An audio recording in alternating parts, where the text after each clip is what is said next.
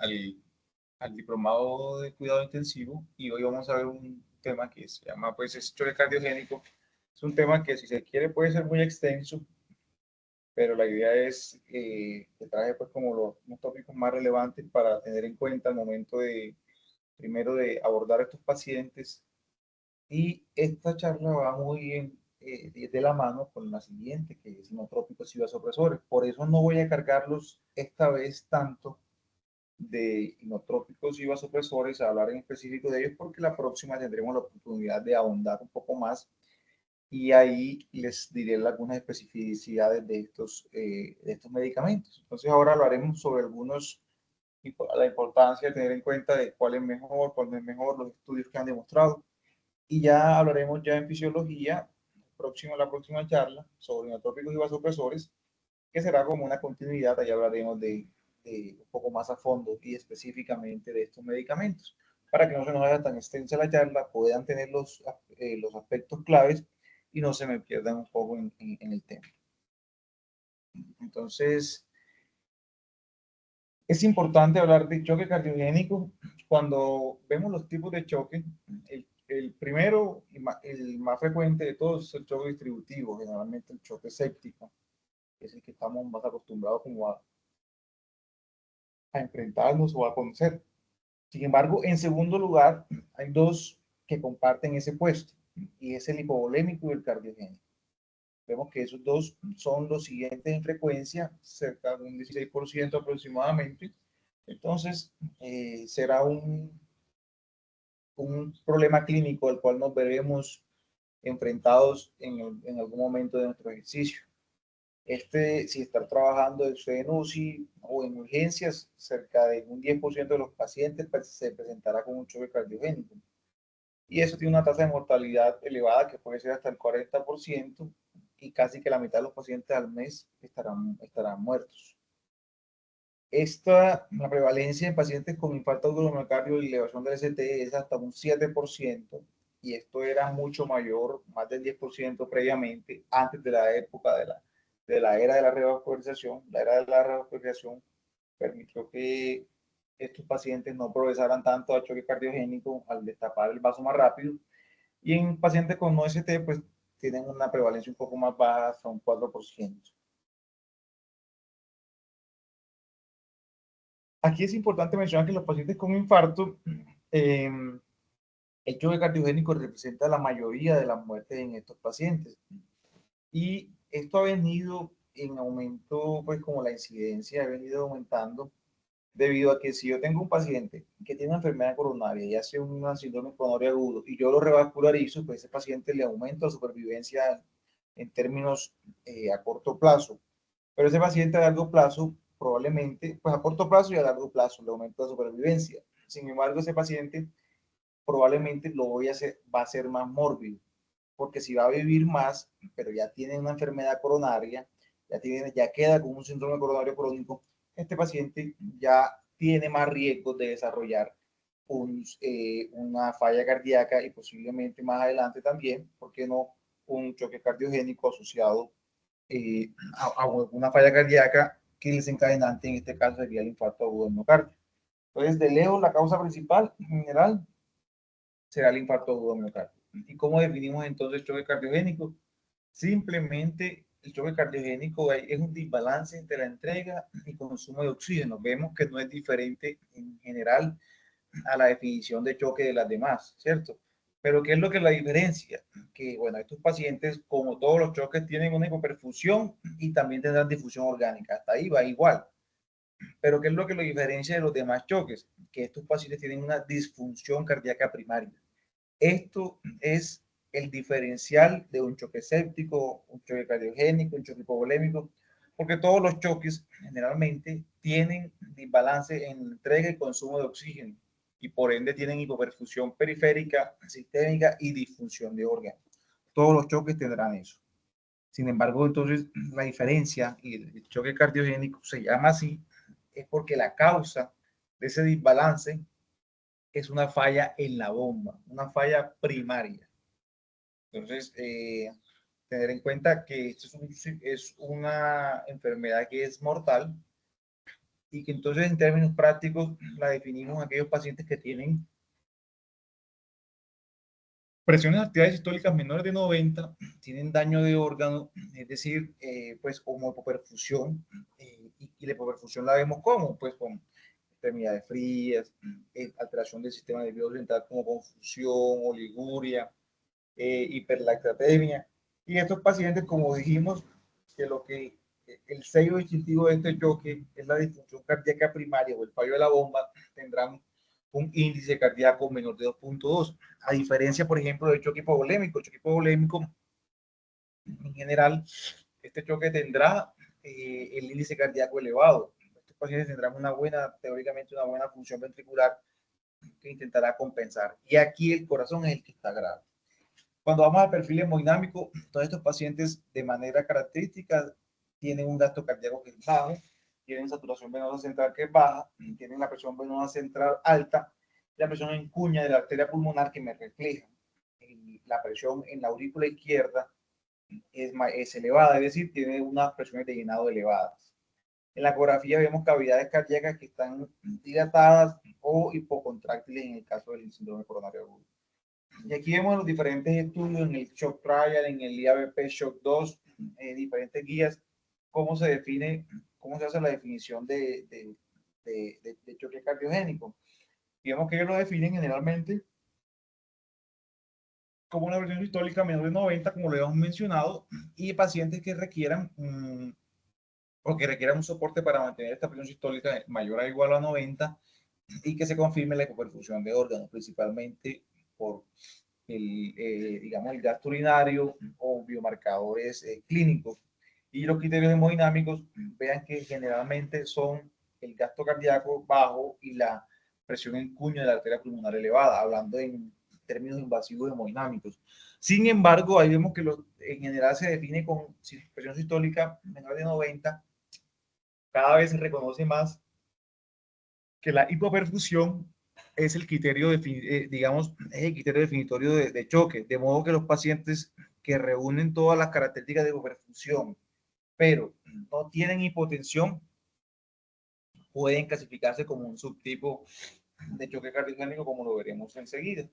Es así, entonces, como teóricamente no es necesario la hipotensión para hacer un diagnóstico de choque, y esto aplica también para otros, pero en este caso el choque cardiogénico también. Entonces, la primera pregunta es, ¿mi paciente tiene hipoperfusión? Si mi paciente no tiene hipoperfusión, yo me pregunto, mi paciente, listo, no tiene hipoperfusión, me pregunto entonces, ¿hay hipotensión? Si no hay hipotensión, pues no tiene choque cardiogénico. Pero si mi paciente no está hipoperfundido y además tiene hipotensión, tengo que tener cuidado porque puede ser una fase inicial del choque cardiogénico. Inicialmente estos pacientes compensan y inicialmente pueden tener la presión normal. Si mi paciente está hipoperfundido y lo que tiene la presión arterial está normal, entonces yo podría considerar, si tengo un índice cardíaco bajo, que es un choque cardiogénico normotensivo. Y el paciente está hipotenso con hipoperfusión, pues eso es el choque cardiogénico clásico, que tiene la presión arterial baja, índice cardíaco bajo y estará hipoperfundido. Muy bien. Eso era la parte de la fisiopatología, que vamos entrando ya, lo que les mencionaba. Cuando el paciente tiene el choque compensado o lo que llaman prechoque, aquí hay unas respuestas compensatorias a la disminución de la perfusión tisular, y esto el paciente lo que hace es una vasoconstricción leve, lo cual al inicio se puede traducir como normotensión. A medida que estos ya mecanismos compensatorios se agotan, el paciente entra en un estadio más florido de choque, donde ya puede haber una taquicardia predominante, disnea, inquietud, diaforesis, ya haya sido metabólica, ya empieza a haber hipoperfusión clínica. Y si esto persiste, ya entonces entraremos con una disfunción de órgano. Entonces ya el choque de manera persistente llevará de manera irreversible al daño orgánico, con anuria, con alteración de estado de conciencia y, digamos, refractariedad al manejo, y a la muerte, pues, de manera como desenlace final. En la fisiopatología, entonces, tenemos, aquí es importante que cuando yo tengo un insulto cardíaco o una anoxia que me afecta el corazón, lo que se me hace es que tengo una disminución del gasto cardíaco. Esto me lleva a una disminución en la perfusión de órganos. Esta disminución en la perfusión de órganos tiene un desencadenante isquémico que me lleva a una inflamación, además, una vasoconstricción, disfunción microcirculatoria, a un CIS secundario a las citoquinas que se liberan por la inflamación, incluso translocación bacteriana. Y esto también me va a llevar a aumento del sistema simpático, aumento en la venoconstricción, y aumento también en la recolección distal, en el feedback tubulo glomerular en el riñón para recolectar más líquidos, y esto me llevará también a una sobrecarga. Todo esto finalmente me llevará a una disfunción multiorgánica si los mecanismos persisten, y la disminución en la presión arterial me llevará entonces a las manifestaciones que conocemos ya de la acidosis, presión arterial baja, y toda esta disminución en la perfusión tisular y la relación entre la perfusión tisular y la entrega de oxígeno, el aumento del consumo del oxígeno y la utilización inadecuada del oxígeno, eso me lleva a una hipoxia tisular que me llevará entonces al estrés oxidativo, actividad inflamatoria y cambios y disfunción microcirculatoria. Aquí es importante tener en cuenta las causas de las etiologías del choque cardiogénico. De lejos, el infarto agudo miocardio es la causa más frecuente. Esto generalmente puede deberse a complicaciones mecánicas, a complicaciones por pérdida de la masa ventricular, y también de la parte cardíaca, pues tenemos también en ese subgrupo pacientes con falla cardíaca agudamente descompensada, ya sea por falla cardíaca crónica con descompensación, fallas cardíacas agudas, pacientes posteriores a cirugía o a cirugía cardiotorácica pueden también hacer, digamos, choque cardiogénico, obstrucción del tracto de salida dinámico, ¿cierto? Construcción miocárdica. O también tenemos otras etiologías más allá del músculo cardíaco, que son las valvulares, diferentes valvulopatías, especialmente la estenosis o la estenosis pues, aórtica, es importante. También otras anomalías eléctricas como bradicardia extrema, bradicardia ventricular, o incluso fibrilación auricular con respuesta ventricular rápida, también puede llevarme al choque cardiogénico. Otras causas, pues, como cardíacas, el taponamiento cardíaco, el embolia pulmonar y algunos toxidromes también pueden llevarme también a choques cardiogénicos. Y esa gráfica es muy importante porque aquí es donde dividiremos los fenotipos hemodinámicos que pueden guiar la reanimación y la elección de los diferentes vasoactivos. Entonces, muy bien. ¿Cómo vamos a dividir entonces? ¿Cómo vamos a enfocar a estos pacientes según el perfil hemodinámico? Esto es importante porque muchas veces es teórico. Inicialmente vamos a hablar pues, con la parte teórica de cómo se debe hacer, y esto se hace mediante un catéter de arteria pulmonar o incluso un Swan-Ganz, donde es un método invasivo que se hace en unidad de cuidados intensivos. Digamos que no es la idea también de esta charla como entrar en minucias del catéter de Swan-Ganz, porque probablemente ustedes lo verán también en otra charla de las monitoreo hemodinámico. Y lo otro es que generalmente esto ya es también del médico especialista en cuidado intensivo, como manejar lo del Swan-Ganz, el catéter de Swan-Ganz. La idea de nosotros es saber bien cómo funciona desde la fisiología y fisiopatología los diferentes estados hemodinámicos. Entonces, tenemos el paciente que está húmedo y frío, que ese es el choque cardiogénico clásico. Ese paciente húmedo y frío, ¿qué características hemodinámicas tiene? Entonces, lo primero es que tiene un gasto cardíaco disminuido, y esto es invariable porque el choque cardiogénico debe tener un gasto cardíaco disminuido para hacer un choque cardiogénico, si no, pues no sería choque cardiogénico, ¿cierto? Entonces, tiene un gasto cardíaco disminuido, un índice cardíaco bajo, tiene aumentada la resistencia vascular sistémica. Entonces, y el otro es la presión en cuña de la arteria pulmonar. La presión en cuña de la arteria pulmonar que lo que se hace básicamente es que se pone un catéter en la arteria pulmonar hasta que se enclave en la última parte de la arteria pulmonar, y esto lo que me da es como una medida indirecta de la presión en la aurícula izquierda. Entonces, eso me dice las presiones de llenado. Entonces, es importante también tenerlo en cuenta. Entonces, el choque clásico, cardiogénico clásico, es el índice cardíaco bajo, aumento de la resistencia vascular sistémica y aumento en la presión en cuña de la arteria pulmonar. Tenemos otro que es el choque cardiogénico euvolémico, donde nuevamente tenemos el gasto cardíaco bajo, y tenemos la resistencia vascular sistémica estará elevada, pero la presión en cuña de la arteria pulmonar puede estar normal. Esto es el choque cardiogénico que se llama euvolémico. Cuando la presión en cuña de la arteria pulmonar está alta, significa que hay congestión. Sin embargo, puede que tengamos pacientes que estén secos, por eso se llama seco y frío, porque el índice cardíaco está bajo, la resistencia vascular sistémica está elevada, lo que tiene el paciente frío y hipoperfundido también, pero no está sobrecargado. Y el otro es el paciente que está caliente, pero húmedo, y es aquel paciente que tiene un gasto cardíaco bajo y además tiene la presión en cuña de la arteria pulmonar elevada, quiere decir que está congestivo, y la resistencia vascular periférica puede estar disminuida o puede estar normal. Entonces, estos pacientes pueden, por ejemplo, si usted tiene un paciente con falla cardíaca crónica que llegó por una sepsis, entonces esos pacientes hacen un choque mixto, por ejemplo. Ahí, en ese caso, esos pacientes se comportan con ese perfil. Y ya el otro, el que está seco y caliente, pues esos pacientes generalmente no tienen un choque cardiogénico. Y esto es importante porque en la gráfica de la derecha vamos a observar, dependiendo de ese perfil, qué medicamentos o qué tratamiento vamos a usar. Entonces, en el choque cardiogénico clásico, que hay disminución del gasto cardíaco, lo principal será usar inotrópicos o inodilatadores. A mí me gusta llamarlo más inodilatadores, porque cuando uno dice inotrópicos, uno cree que eso también le aumenta la presión que eso aumenta la presión.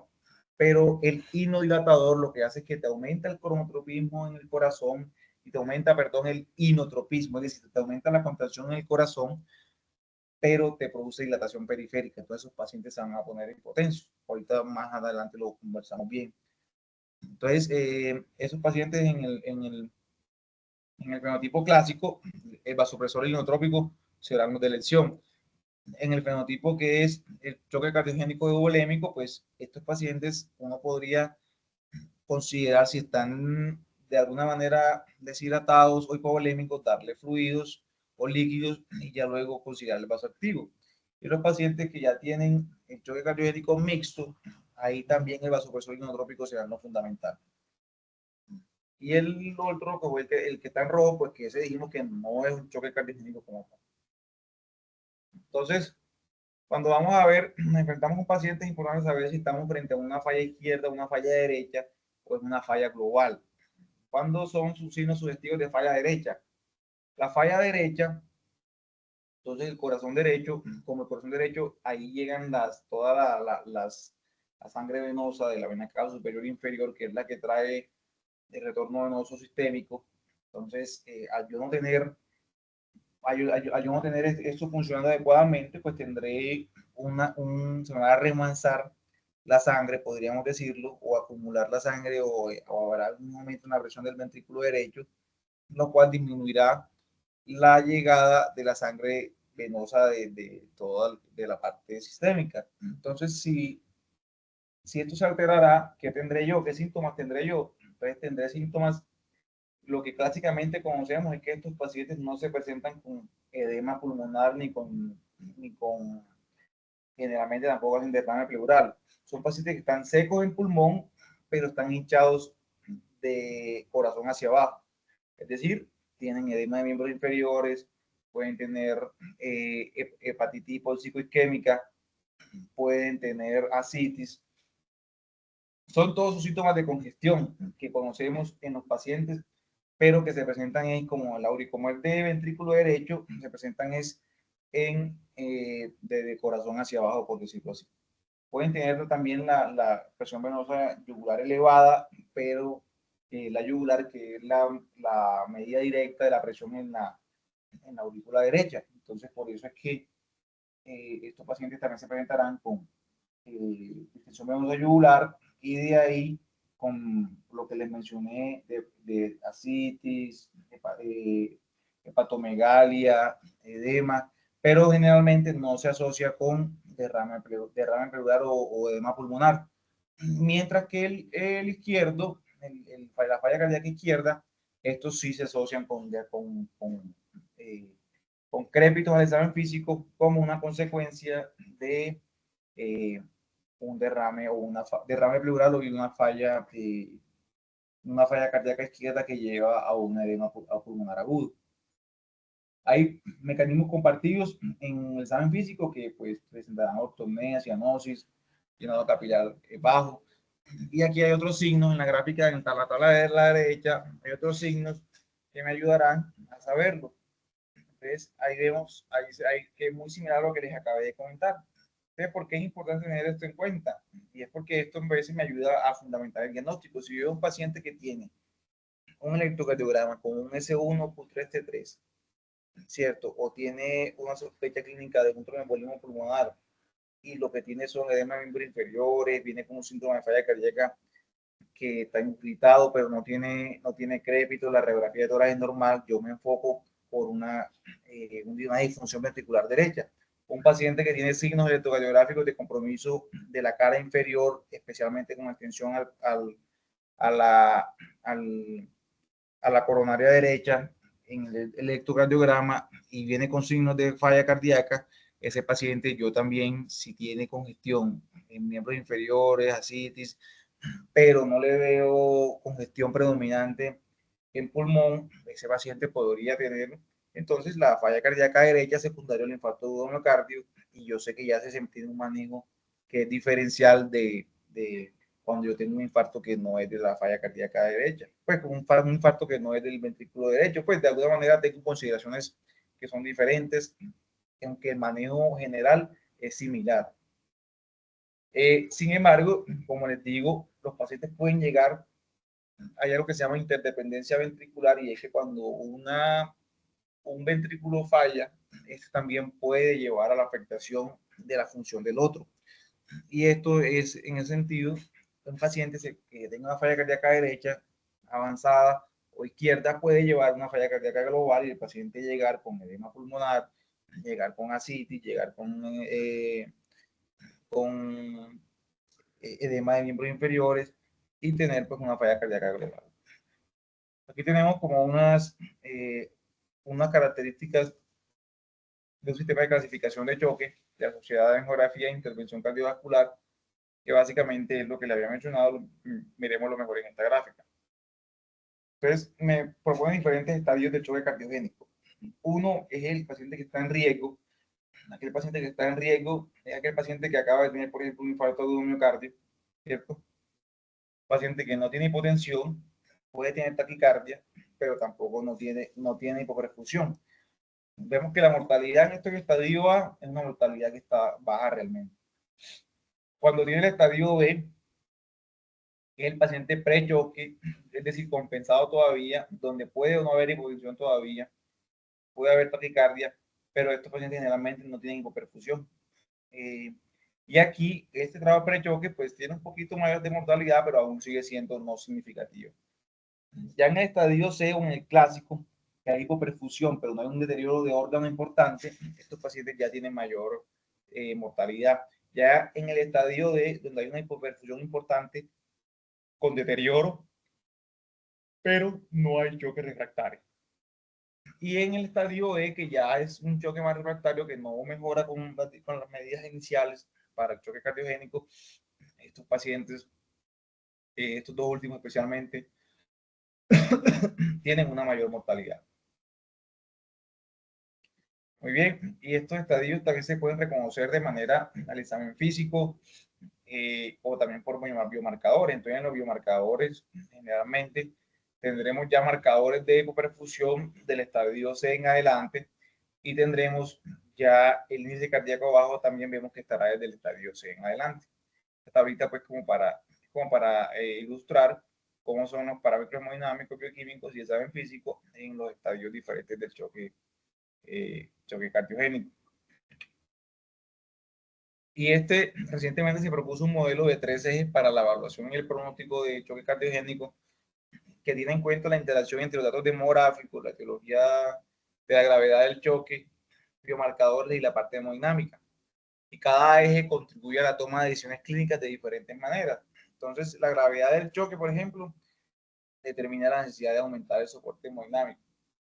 El fenotipo orienta el tipo de soporte hemodinámico y los modificadores del riesgo ya incluyen si el paciente es candidato o no a modalidades avanzadas, que hay que tener en cuenta la edad, si el paciente es muy frágil, las comorbilidades, para definir si el paciente de verdad es candidato o no a soporte de medidas avanzadas.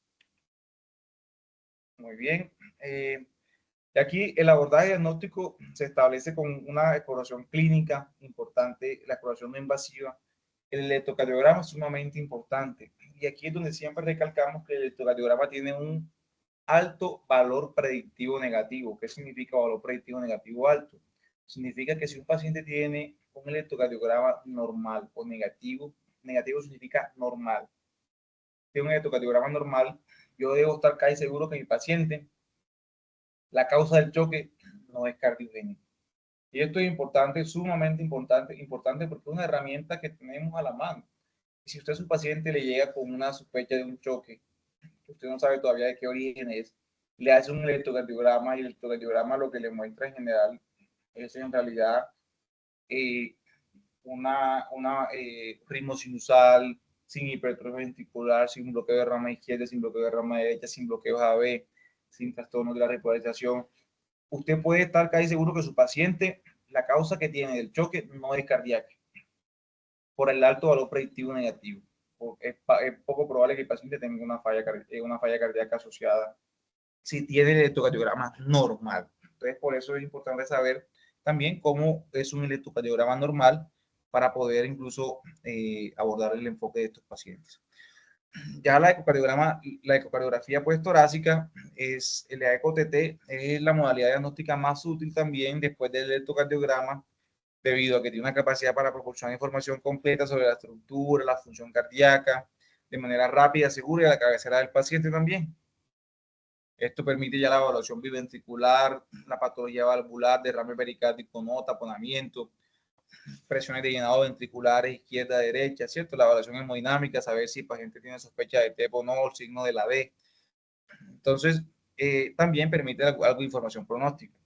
Entonces, aquí es importante, pues, estos son los dos exámenes más importantes al momento de evaluar a estos pacientes cuando los estamos enfocando. Sin embargo, recuerden que estos pacientes también deben haber descartado otro tipo de choques inicialmente, ¿cierto? Porque yo no puedo decir que tiene un choque cardiogénico cuando está llevado de una sepsis por una neumonía.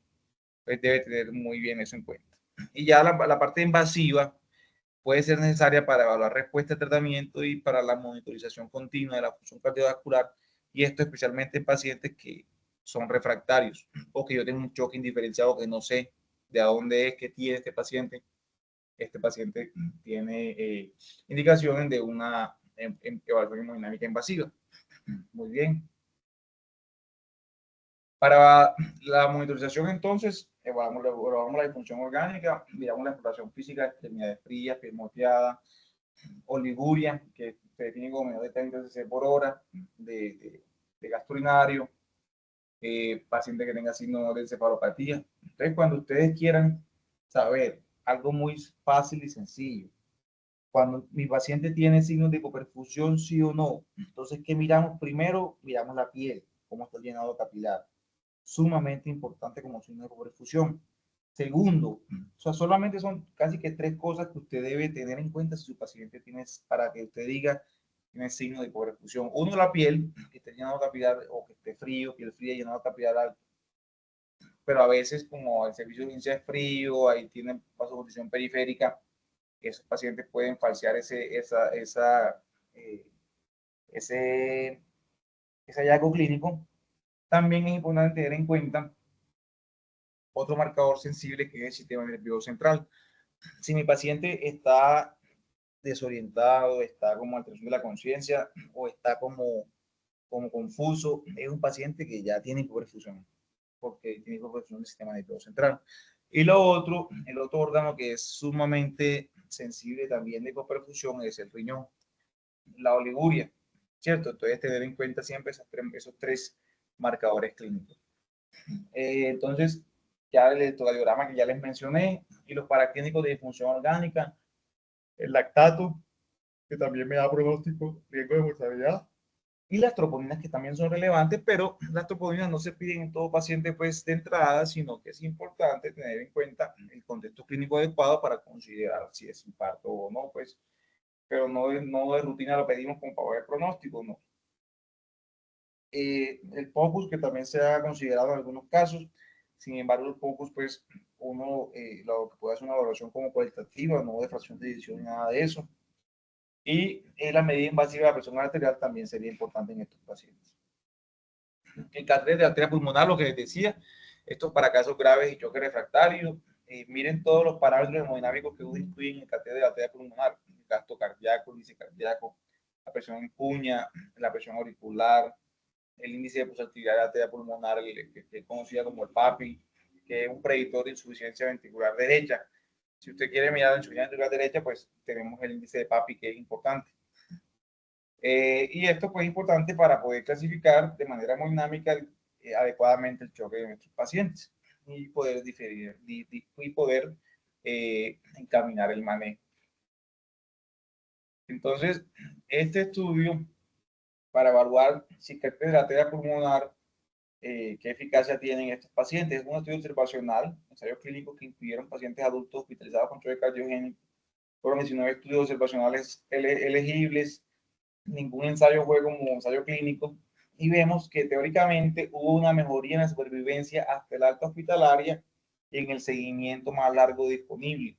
Vemos que el RR fue significativo, sin embargo, al hacer un metaanálisis, el índice cuadrado fue muy alto, fue mayor del 80%, fue 98 y 99 el índice cuadrado. Esto indicativo de alta heterogeneidad. Es decir, los resultados, aunque den significativo, como tienen alta heterogeneidad, uno debe tomarlo con precaución y no tomar decisiones a la ligera. A su vez, también la duración de la estancia hospitalaria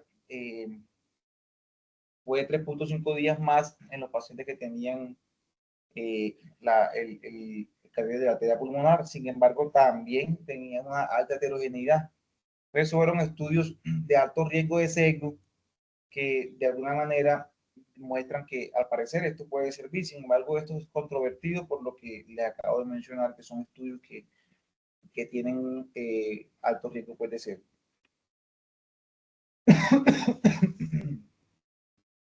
Entonces, para el tratamiento es importante estabilizar la vía aérea, la respiración y la parte de la circulación, identificar y revertir la etiología es muy importante, y clasificar la necesidad de soporte hemodinámico avanzado.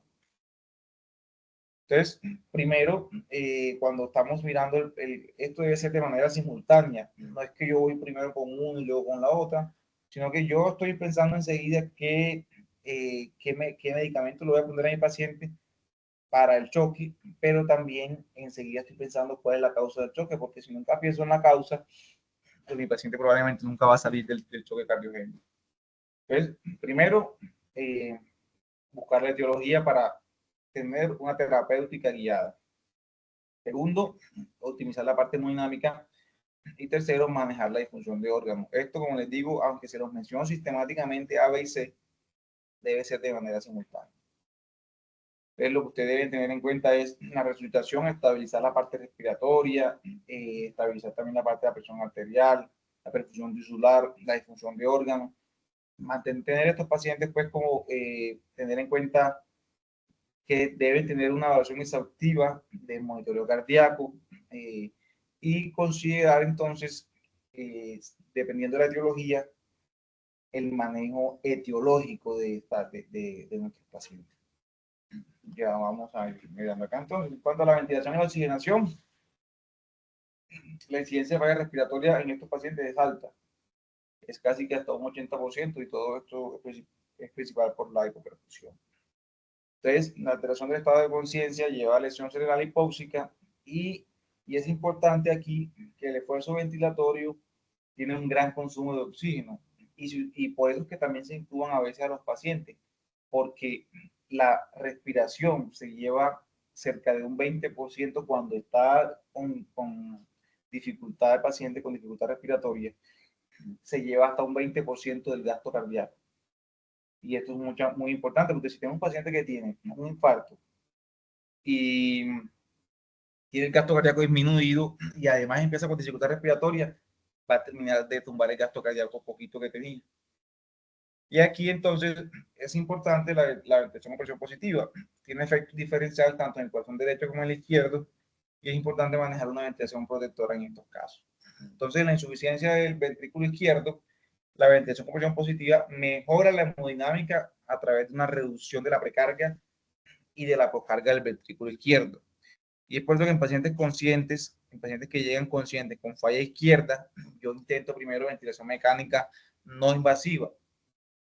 Y ya la ventilación con presión positiva ahí puede ser perjudicial en la insuficiencia del ventrículo derecho, ya que aumenta la precarga y la poscarga del ventrículo derecho, porque obviamente no es lo mismo una columna de aire en todo el sistema respiratorio que me lleva aumento en la presión del sistema respiratorio y por ende en el sistema del, ventricular derecho. Entonces aquí, por este motivo, a favor, digamos, estamos a favor de un ensayo de ventilación con presión positiva, no invasiva, ojo, no invasiva, en pacientes que tienen choque cardiogénico con predominio pues, del ventrículo izquierdo. Cuando ya tienen predominio del ventrículo derecho, en estos pacientes se prefiere el oxígeno nasal por cánula nasal de alto flujo. Sería importante en estos pacientes para intentar evitar presiones elevadas en las vías respiratorias. Muy bien. En cuanto a la circulación, entonces, aquí el restablecimiento rápido de la PAM, el gasto cardíaco y la perfusión sistémica, pues son los objetivos principales. La meta entonces es tener una PAM mayor o igual a 65, una presión arterial sistólica mayor de 90, mejorar el estado mental, llenado capilar, la temperatura periférica y la diuresis, que fueron los que les comenté, que son los marcadores más sensibles de hipoperfusión. Y mediciones seriedad del lactato, porque el aclaramiento del lactato, especialmente como lo hemos visto, como probablemente lo han visto en sepsis, es un predictor independiente de mortalidad también en estos pacientes. Entonces, considerar estos pacientes también los bolos de cristaloides intravenosos, pero siendo prudentes porque los podemos sobrecargar. Entonces, un bolito de 3 cc por kilo y estar pendiente siempre, que doctor, ¿cuánto exactamente hay que darle a estos pacientes? No hay una respuesta única. Y lo más importante que han demostrado los estudios es el manejo enzimático. ¿Qué es el manejo enzimático encima del paciente? Es decir, 3 cc por kilogramo hora, listo, ya le pasamos el bolito, voy a revisar media horita cómo va el paciente, todavía no tiene crépitos, todavía no está congestionado, listo, y todavía lo veo con el correspondido, hay que otro bolito, y así vamos, que ya está con crépitos, no, entonces ya no vamos a pasarle más líquido, estamos ya con los inotrópicos, con los vasopresores, es lo importante tener en cuenta. Y aquí, estos son los vasopresores y los inotrópicos más importantes. La norepinefrina es de lejos la primera línea, como lo vamos a ver más adelante en los estudios. En casi que todos los choques, la epinefrina se usa más cuando hay bradiarritmias o se considera pues como una segunda línea en caso de que no haya norepinefrina, pero pues siempre hay una norepinefrina. La vasopresina generalmente es más cuando hay vasoplejía, cuando hay choque mixto.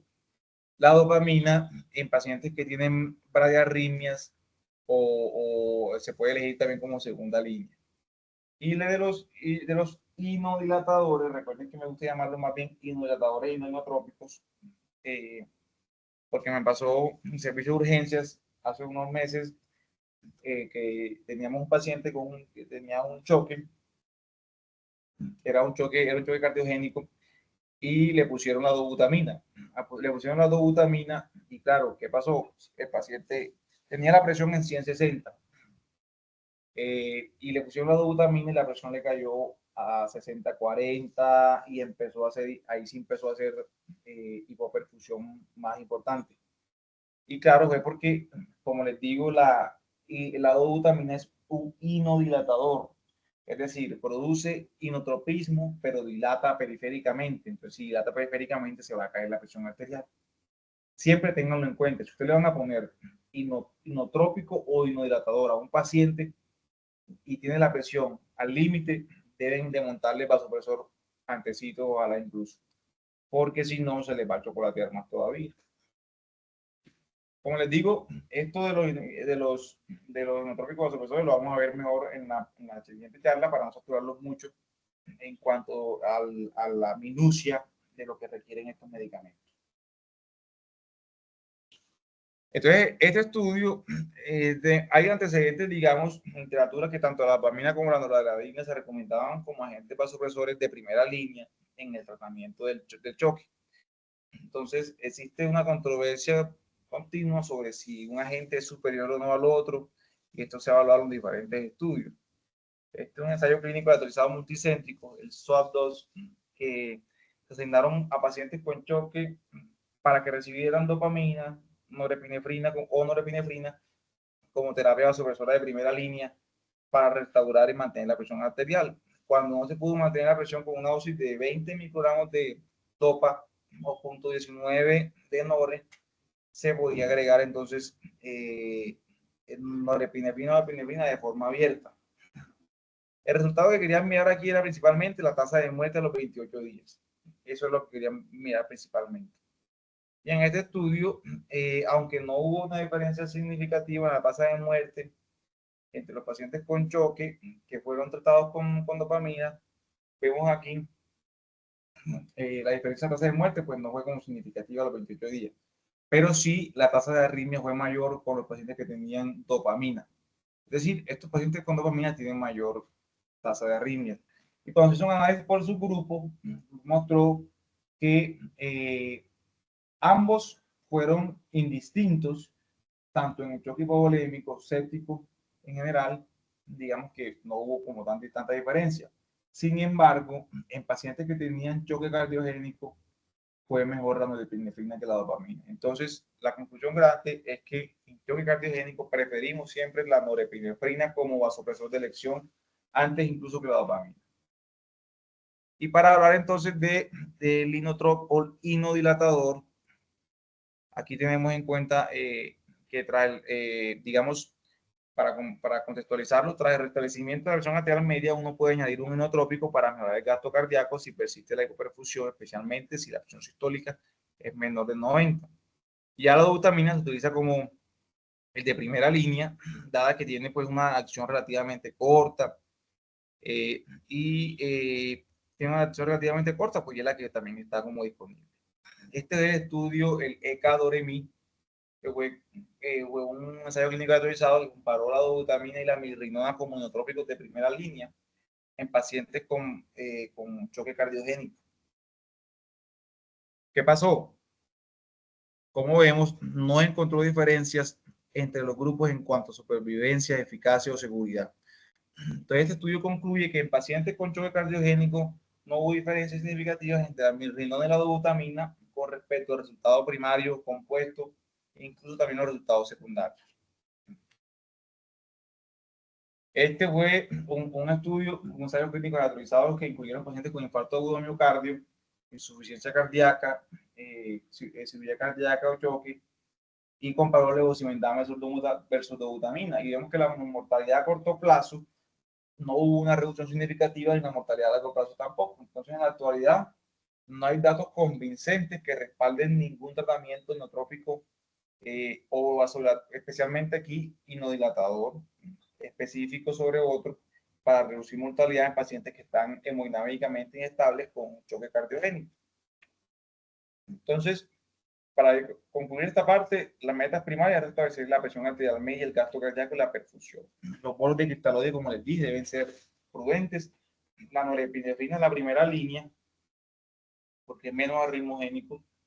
Y si hay hipoperfusión, a pesar de mejoría de la presión arterial, yo debo entonces agregar ya los inotrópicos en estos pacientes. No hay un inotrópico preferente sobre el otro, pero generalmente la dobutamina es la que se inicia de manera de primera línea. Y evitar los beta bloqueadores en la fase aguda es importante. Muy bien, aquí a tener en cuenta entonces, en pacientes con síndrome coronario agudo, la revascularización, aquí entonces lo que les decía, el manejo de la causa es muy importante. Si tengo un paciente con síndrome coronario agudo, entonces la revascularización es la única medida que ha mejorado la supervivencia en estos pacientes que tienen choque cardiogénico y secundario a un síndrome coronario agudo. En la enfermedad multivaso solo se revasculariza el vaso culpable, no se recomienda valor de contrapulsación intraórtica. En la falla cardíaca hay que revertir la congestión, mejorar la función cardíaca. Es más probable que requieran asistencia mecánica o trasplante y responden mejor al valor de contrapulsación intraórtica. En la falla derecha, buscar si es por infarto del ventrículo derecho o por TEP. Usualmente se ha dicho que la falla cardíaca del ventrículo derecho depende de la precardia, pero hay que tener cuidado en pacientes con falla cardíaca derecha crónica que se agudiza, porque si están congestionados, los líquidos endovenosos pueden generar más dilatación del ventrículo derecho, aumentar la poscarga y evitar que aumente pues la resistencia vascular periférica, es decir, evitar la hipoxia, la hipercania, las presiones elevadas, etcétera, son importantes. Considerar también vasodilatadores pulmonares en algunos pacientes. Y aquí en la derecha, en la falla cardíaca pues derecha, sí es importante la milrinona y la vasopresina. Son de elección por las propiedades vasodilatadoras pulmonares. Y en pacientes que son poscardiotomía, eso se define como la incapacidad de salir la incapacidad de salir, digamos, de bomba o el inicio del choque cardiogénico postoperatorio de cirugía cardíaca. Un paciente que hace una cirugía hoy y luego entra el choque cardiogénico. Esto es más por vasoplejía, más bien por inflamación sistémica. Eh, Ahí en estos pacientes la falla derecha puede ser común y puede responder a vasopresina como un vasopresor de lesión en estos pacientes. Este fue el estudio SHOCK. El estudio SHOCK mostró que en pacientes con choque cardiogénico la revascularización urgente no redujo significativamente la mortalidad global a los 30 días. Sin embargo, después de 6 meses hubo un beneficio significativo en la supervivencia. Entonces se debe considerar seriamente la revascularización temprana en pacientes con infarto agudo miocardio complicado con choque cardiogénico. Esta es una de las razones por las que si usted tiene un paciente con choque cardiogénico, se puede dar un infarto, este paciente si está en un primero, segundo nivel, usted lo sospecha, debe remitirlo de manera prioritaria a una entidad donde puedan a este paciente llevarlo de manera temprana a revascularización coronaria. Este fue el estudio Culprit Shock. Este estudio fue un ensayo multicéntrico, 706 pacienticos con choque cardiogénico y infarto agudo y enfermedad multivaso. Lo que querían saber era si estos pacientes que se enfrentaban a choque cardiogénico y infarto agudo miocardio era mejor. Hombre, si yo a estos pacientes cuando los meto a la sala de hemodinamia les encuentro 4 lesiones, pero resulta que solamente hay una culpable. ¿Qué será mejor? Que yo le destape las 4 lesiones, es decir, el PSI multivaso inmediato, o que yo solamente le destape la lesión culpable. Lesión culpable por electrocardiograma, por clínica. Entonces, miraron el desenlace primario como muerte. Entonces aquí el riesgo de mortalidad e insuficiencia renal grave con requerimiento de terapia en el paso renal fue menor en el grupo de revascularización de la lesión culpable únicamente. ¿Y qué pasó en el desenlace primario? En el grupo de PCI de vaso culpable hubo 45%, mientras que en el grupo de PCI multivaso 55%. Conclusión, entre los pacientes que tenían enfermedad arterial coronaria con enfermedad múltiple vaso, cuando se llevó a la coronariografía y que era por infarto agudo miocardio, el choque cardiogénico, eh, digamos que es mejor hacer la intervención de la lesión culpable únicamente y no de todas. Entonces, eso es como el ensayo el grande de este estudio. El manejo percutáneo mesoquirúrgico, pues esto en realidad puede ser similar en cuanto a mortalidad, entonces no hay una recomendación una sobre la otra. Incluso en el paciente que tiene, incluso el bypass coronario se puede conferir mejores resultados en estos pacientes. Entonces, en pacientes con infarto agudo miocardio, hacer la revascularización emergente de solamente lesión culpable es el principal tratamiento que mejoró el pronóstico del choque cardiogénico en estos pacientes.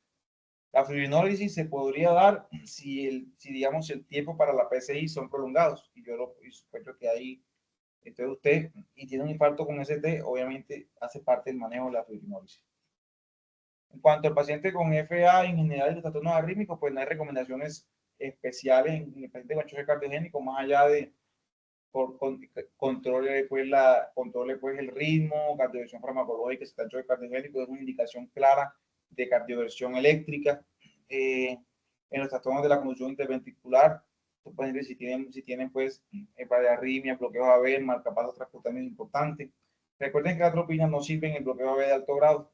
La atropina es insuficiente en estos pacientes porque no tienen cómo responder a este medicamento.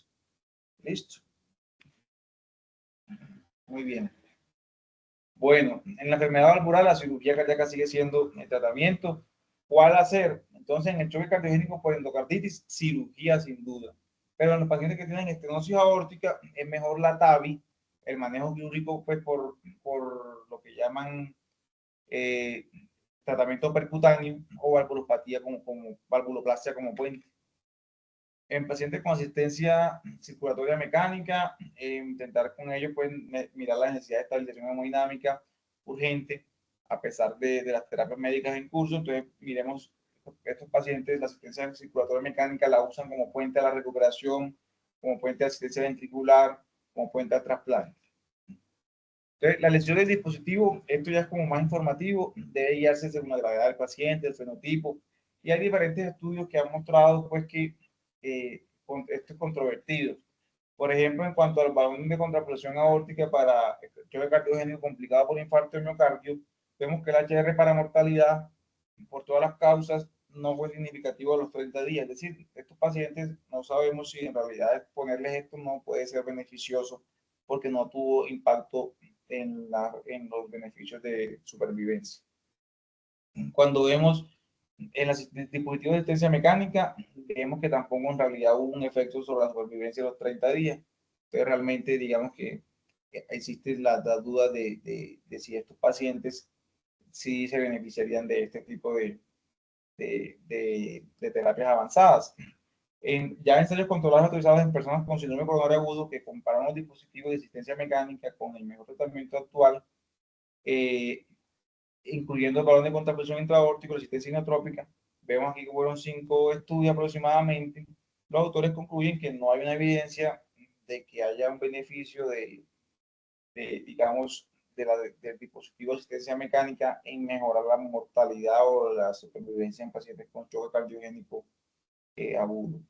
Y este fue el estudio del ECMO Trial, que fue que básicamente lo que este estudio concluyó es que la implementación inmediata del ECMO en pacientes con choque cardiogénico grave o rápido deterioro no mejoró los resultados clínicos en comparación con una estrategia conservadora temprana que permitió el uso posterior del ECMO en caso de empeoramiento del estado pues, hemodinámico. Y este es el estudio del SLC Shock, que es como terapia de extracorpórea. Básicamente este estudio fueron 417 pacientes con infarto de miocardio complicado. Lo que mostró es que pacientes con infarto de miocardio complicado por choque cardiogénico, con revascularización temprana planificada, el riesgo de muerte por cualquier causa en el seguimiento de 30 días no fue menor en los pacientes que recibieron la terapia soporte extracorpórea con respecto a aquellos que recibieron terapia médica sola. Vemos ahí en la gráfica de la izquierda, Kaplan-Meier, donde los datos de mortalidad a los 30 días no hay diferencia entre ambos grupos. Entonces, este fue otro estudio, un estudio pues que intentó, un estudio de 38 estudios que incluyeron de 47.000 pacientes. La mayoría informaban, digamos, sobre pacientes con choque cardiogénico en estadio CE, la sociedad de angiografía e intervención que les mencioné previamente. Y vemos cómo, al parecer, el ECMO y el dispositivo el IAB, que es como el dispositivo de contrapulsación intraaórtica, es asociado con menor mortalidad.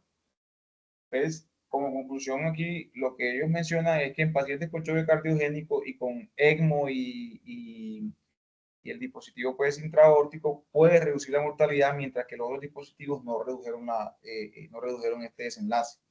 Sin embargo, esto debe interpretarse en el contexto de que también hubo bastante heterogeneidad en los estudios y digamos que eso también limita como la generalización de esta parte. Entonces aquí es importante para concluir que estos pacientes generalmente tienen un alto impacto clínico y mortalidad. Un síndrome que es frecuente en la UCI, una mortalidad que puede ser cercana a la mitad de los pacientes y la principal causa de muerte es el infarto agudo de miocardio. O sea, la principal causa de choque cardiogénico generalmente es el infarto agudo de miocardio y la principal causa de muerte en pacientes con infarto agudo de miocardio es el choque cardiogénico. Y esto, ojo, que no siempre cursa con hipotensión al inicio. ¿Cierto? El diagnóstico puede hacer inicialmente en fases compensadas. La hipoperfusión tisular es el hallazgo clave con las tres cosas que les mencioné.